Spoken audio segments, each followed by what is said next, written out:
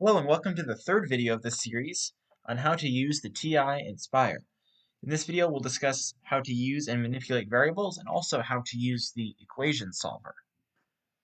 So first thing we're going to learn how to do is how to define a variable. So there's actually three different ways that you can define a variable on this calculator. They really want you to make full use of this. So the first way, and let's say in all these cases we want to set x equal to 5. Or a variable equal to 5. So let's start with setting a equal to 5. So we can do this by just type 5, and then you see right above where it says var, it says sto and an arrow. And that stands for store. So 5 arrow and then a, and that will store 5 in our variable a. Now every time we type a, you see how it's bolded now? When we click enter, it will output like that. And we can do different operations with this. So we can do like a squared plus a minus 5 to a, stuff like that. And everywhere that you see an a, it'll just put in a 5. Okay, the other way, the second way that you can define a variable is by using this notation that's called walrus notation. So the way you do that is actually, you're going to type the variable first in this case, actually. So I'll type B this time. And I'll do Control, and then this button right here underneath the delete. It's called walrus notation because you see you got like the two eyes and the two tusks. Yeah, it's kind of a silly term, but it works. So it'll be B, and then you use that, and then 5. And so now, anytime you type B, you see, anytime you type B, it'll just output as 5. And the other thing is you can also like combine these variables. So like, let's say I want to do like a times b, I can do that as well, right? It'll do 5 times 5. Then the last way is by going through the menu. You can do menu and then number 1 for actions and then number 1 for define. Let's say I want c to equal 5. I type c and then my equal sign right here underneath the control and then 5. So now anytime I type c, I get 5. So I type A, I get 5, I type B, I get 5, and I type C, and I get 5. So that's the three different ways that you can define your variables. So after the problem, you may have some variables defined. Well, at the end of that, you're probably going to want to delete these variables. So the way you do that is you go to menu, and then 1 for actions, and then number 4, which you see says clear A to Z. So once I do that, now you see if I type A or B or C, they're not bolded anymore. They don't have those variables stored. So I'm going to go ahead and delete all of that. All right, the next thing you can do, so you can define just your basic variables like A, B, C, but you can also define functions. And you do it in the exact same way. So let's say I want a function that will take an input and it will square it.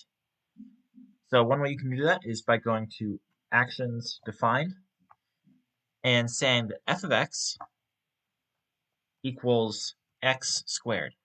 So I got, by the way that I got this isn't any like fancy keystrokes or anything. This is really just typing f and then these parentheses, and you're basically just typing exactly how you would see it in normal notation. So I'm defining f of x is equal to x squared, and now anytime I click F, it'll be bolded, and like f of 6 will output 36, f of 7 will output 49. All right.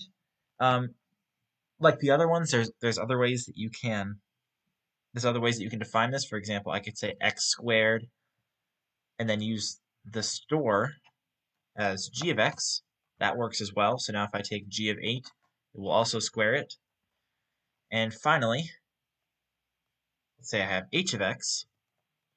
I can do my walrus notation and do control that x squared. And now, see my h is bolded. H of 9 gives me 81. So there's, like the others, there's also three ways that you can define your functions. And like the others, I can also clear them by just doing menu 1, 4. See, now I type my F, my G, and my H, and now they're not bolded anymore. So I'll go ahead and clear that. Yeah, I'll go ahead and clear that. I can also make functions that are multivariable. So let's say I want a function that you input the two numbers and it adds like the square of the two numbers. So I might do a function that takes two inputs. I would do f of x comma y, but my comma, by the way, is down here in my bottom left corner. And I'll say that this is equal to x squared plus y squared, right? And now when I enter this in, f of 2 comma 3, it outputs 4 plus 9, which is 13. And you can have as many variables in here as you want, right? I can do comma z, and then add a plus z here at the end. And now if I do 1 comma 2 comma 3, it would plug in the whole thing, right? So you can have as many variables as you want. And then once again, I can clear these at the end. This time when I clear them, I want you to notice what this button actually says. It says clear A to Z, which is a little bit suggestive of something. Part of the CAS is that you can actually define variables more than just the 26 letters. So, for example, let's say I wanted, I could actually create a variable that maybe is like, that would be used to create the volume of a cylinder, right? The volume of a cylinder is pi times r squared times h. So I can define a function, and maybe for volume of a cylinder, I type VCY, right? Volume of a cylinder. And then I would take the arguments r and h, and it would output pi times r squared times h. The reason this creates its own variable is because I don't have multiplication signs in between. If you just type letters right after each other without having any multiplication signs in between, it'll treat it like it's its own variable. So I've defined this, and now if I type VCY, see now it bolts. And let's say I have a radius of 2 and a height of 5, and that tells me the volume of my cylinder. And now when I go to clear my variables, you'll notice if I go clear A to Z, this is still stored because this variable isn't just a letter from A to Z. So this is kind of useful because you can use it to make just very, very, very basic programs. For example, actually, we can go ahead and just make a program right now. So hopefully most of you are familiar with, actually, before we do that, I'll show you how to clear one of these. If you want to clear one of these, you go to Menu, Actions, and then you see number 3 for Delete Variable.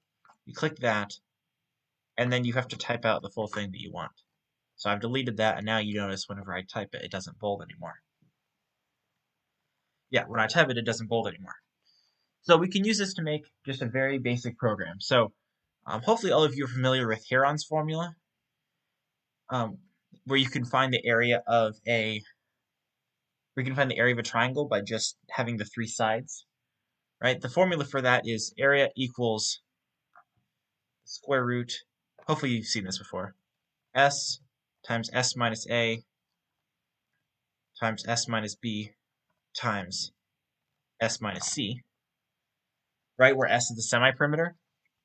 Oh wait, I forgot this is case sensitive. I'm going to use k for the area. Sometimes you'll see k used as area. Well, anyway, we can make a program with this. So I'm going to define a program. I'll call it ATR for area of triangle. And it's congruent to the square root of the semi-perimeter, which is, okay, actually I forgot to include my arguments. It'll take 3 sides, A, B, and C. So it'll be my semi-perimeter, which is A plus B plus C divided by 2, multiplied by A plus B plus C over 2 minus A, multiplied by A plus B plus C over 2 minus B, multiplied by A plus B plus C over 2 minus C. And so now I have a program, a very, very basic program that doesn't actually require any coding, that will take the three sides of a triangle, right? It'll take the three sides of a triangle, and it will output the area. Well, of course, I mean, this one's a right triangle, but it would work in general cases as well. So, yeah, so this is a pretty powerful technique that you can use. You can make these programs without having to worry about any coding experience. If you just have a formula that you know you tend to forget. For example, I know a lot of people will forget the formula for volume of a frustum, so we can make that one too. If I want to make a program volume of frustum, and it'll take R1, R2, and H.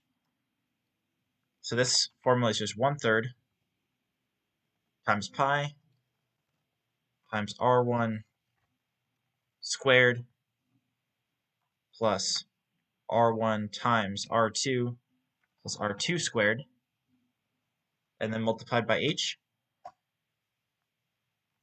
And then now if I'm calculating this, maybe one of my radii is 3, the other one is 2, and my height is 5. That'll tell me the volume of my frustum. And the thing that's good about this is you can clear your AZ variables, which you're probably going to be doing a few times per test, if you're doing it right. If you're utilizing them to the extent that you should be for your ideal amount of speed. The good thing is I can clear these variables, these A to Z, and I still have these that I can type out. The other thing is if I click this var button right here, you can see all the different functions that you've created. So I've created F1 at a time before this video, that's not important. But see, I have my area of a triangle and my volume of the frustum. The only thing that's a little bit annoying is that you have to remember exactly what you put into the program. There's no way to prompt it without using actual coding. But yeah, it's a pretty powerful technique. Okay, the next thing we're going to move on to is learning how to use our algebraic solver. So the way you get to your solver is by menu, and then number 3 for algebra, and number 1 for solve. Okay, so let's just solve a basic equation. We want to find what x is if x squared equals 25. So I type it in. My equal sign, by the way, is right here. Equals 25. And then you notice if you click enter, it'll give you something that says too few arguments, which means that there's something additional that you have to type in. So at the end, I'm just going to put a comma x. And what this comma x does is it tells me what variable am I solving for. I mean, in this case, it seems pretty self-explanatory, but you'll see later why this is important. So this comma x basically tells my calculator, hey, I'm going to solve for x. And of course, this gives you -5 and 5. Let's say that I only want to find the values of x such that x are greater than 0. So I'm only looking for my positive values. So I would type this out. And then I can use a function that some people call it the such that, some people call it while. But if I come outside of my parentheses and I do control equals, it'll open up this menu. So if I go here, this is what we call the while button. And the reason that we call it the while button is I can set some sort of condition on the outside that'll help me narrow down my values. So on the outside, I'm going to type x, and then I want x is greater, so I'm going to do control equals again. You see I have that in the top left. X is greater than 0. And now when I click enter, you see it only gives me the values of x that are greater than 0.